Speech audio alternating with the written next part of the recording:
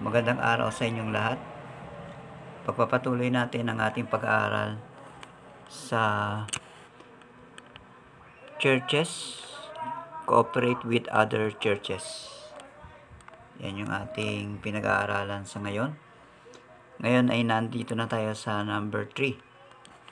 New Testament churches were obviously involved in regional fellowship. Pag sinabing regional fellowship, katulad sa Bicol, meron tayong mga fellowship sa Bicol, dapat ay maging involved tayo doon. Tingnan natin ang Galatia chapter 1 verse 2. Galatia chapter 1 verse 2. Sabi diyan, "And all the brethren which are with me unto the churches of Galatia."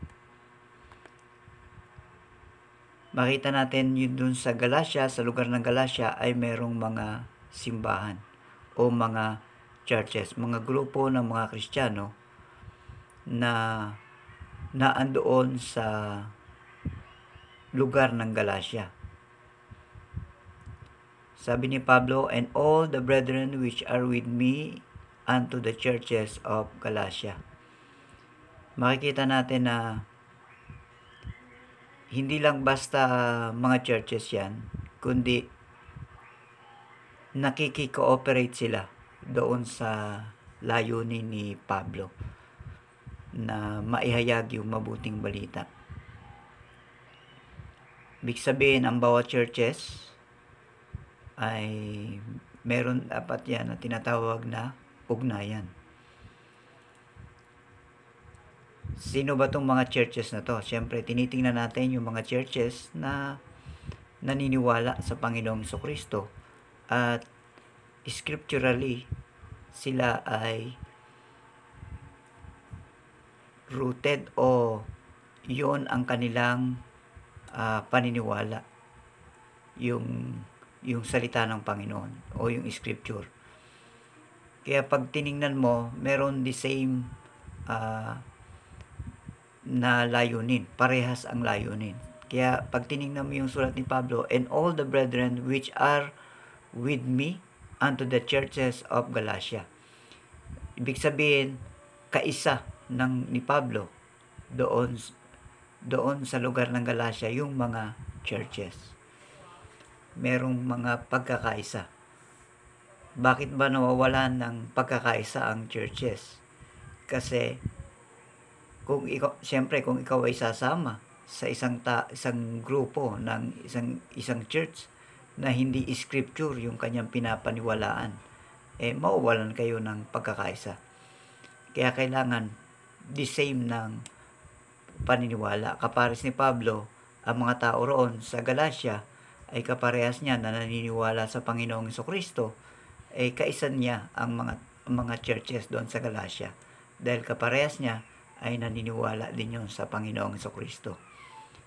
Ang mga churches ay sa isang region o sa isang lugar ay nagkakaroon sila ng pagkakaisa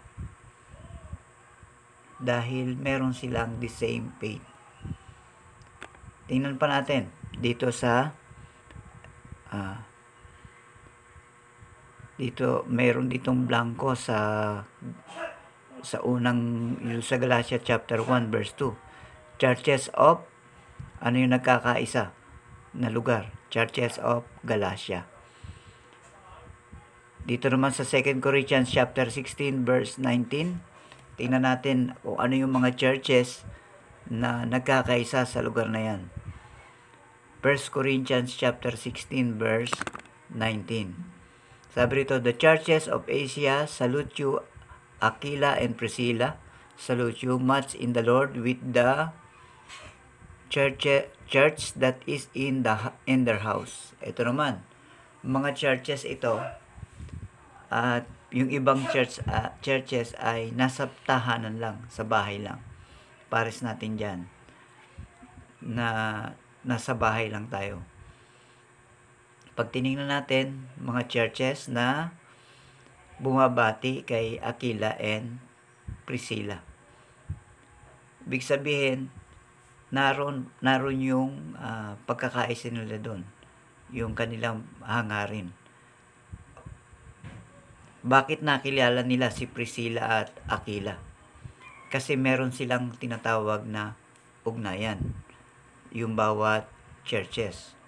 Kaya napaka-importante na nagkakaroon tayo ng ugnayan. Katulad sa atin, meron tayong ugnayan sa mga churches dyan. Minsan ay nakikipag-fellowship tayo dyan sa Trinity Baptist Church, sa Bicol Bible Baptist Church, sa Kamalig Baptist Church, at sa iba't iba pang iglesia dyan sa Bicol. Ibig sabihin, nakikilala natin sila. Katulad dito sa Asia, binabating nila si Aquila and Priscilla dahil nakilala nila si Aquila at si Priscilla. Kaya importante yung nakikipag-fellowship sa ibang churches. At ano pa ba? Tingnan natin yung dito ay sa 1 Corinthians chapter 16 verse 19, churches of, ano ang churches yon? Yung una, churches of Galatia. Dito naman sa pangalawa ay churches of Asia. Sa Galatia chapter 1 verse 22, tingnan natin kung anong iglesia naman o churches ang naririyan. San lugar yan ng mga churches sa Galatia chapter 1 verse 22. Ayan. Galatia chapter 1 verse 22. And was unknown by face unto the churches of Judea which were in Christ. Dito naman ay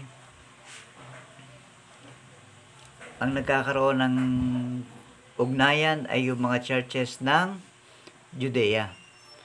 Pagka churches ng Judea, kasama na dito ang church sa Jerusalem. Dahil ang Jerusalem ay sakop ng Judea. Meron silang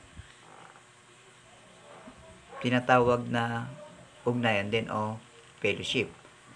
Katulad sa Asia, kilala nila si Priscilla at Aquila dahil nga meron silang ugnayan, meron silang fellowship. Kaya makikita natin na tayo ay nakikipag-fellowship sa mga iglesia sa isang rehiyon o sa isang lugar. Katulad sa atin sa Legazpi, nakikipag-fellowship tayo sa Legazpi, hindi lamang sa Legazpi at sa buong Albay. Meron tayong mga ka-fellowship mula dyan sa Pulangi, Ligaw, hanggang Kamalig, Daraga, hanggang Tabaco,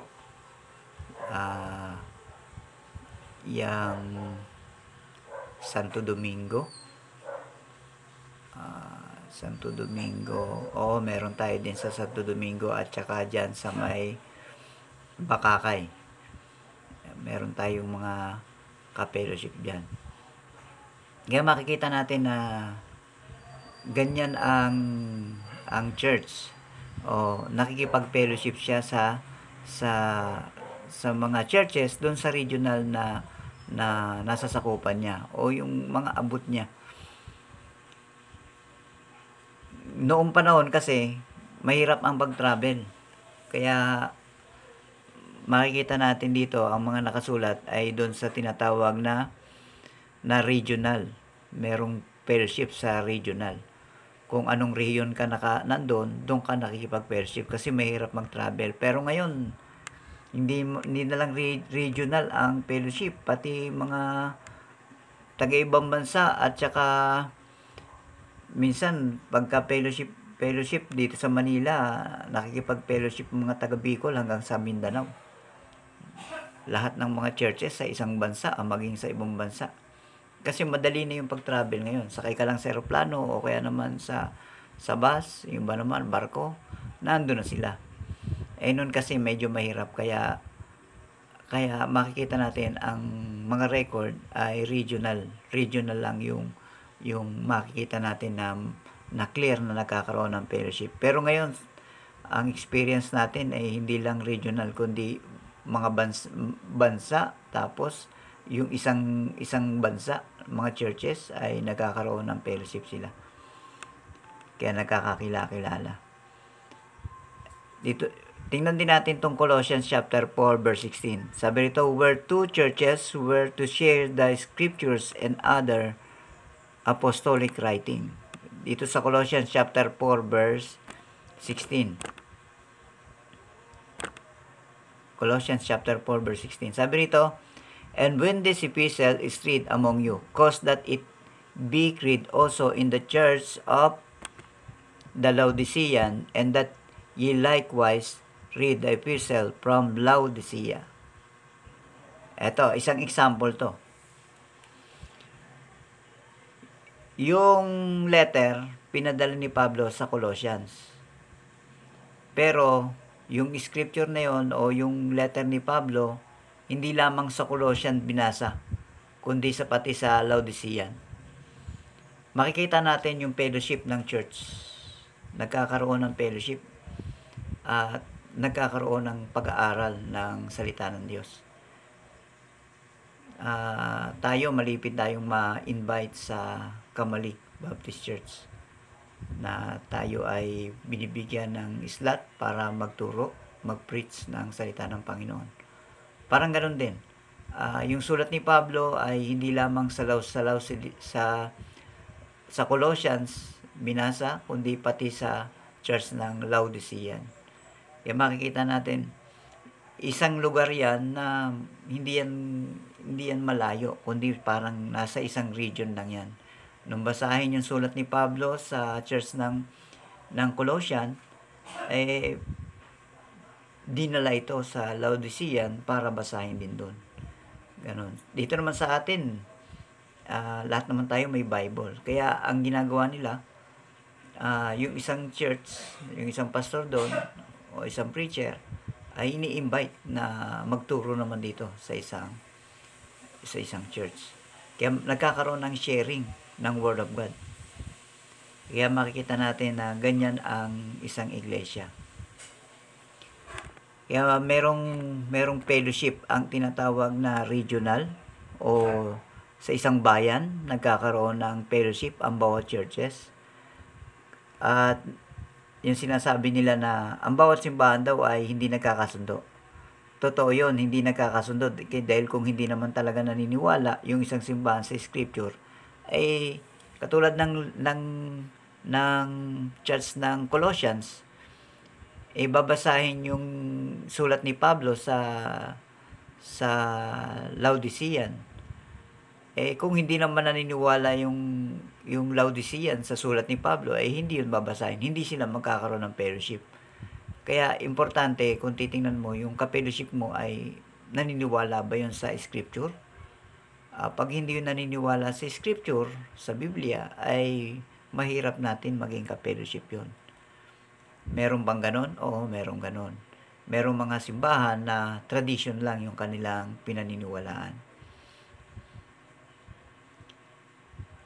Ang isang grupo kasi habang tumatagal, nakakabuo yan ng tradition. Saan ang galing yung tradition? Sa experience nila. Oo. At dahil sa experience nila, nabuo silang isang grupo, tinawag na silang relihiyon. Kaya, mahirap yung ganun. Tapos, nabuo lang yung kanilang samahan dahil sa tradition at experience nila. Tapos, naging silang relihiyon. Tapos, makikipag-fellowship ka sa kanila. Ay wala silang alam o foundation sa scripture o sa salita ng Diyos. Ibig sabihin, kakaiba talaga sila.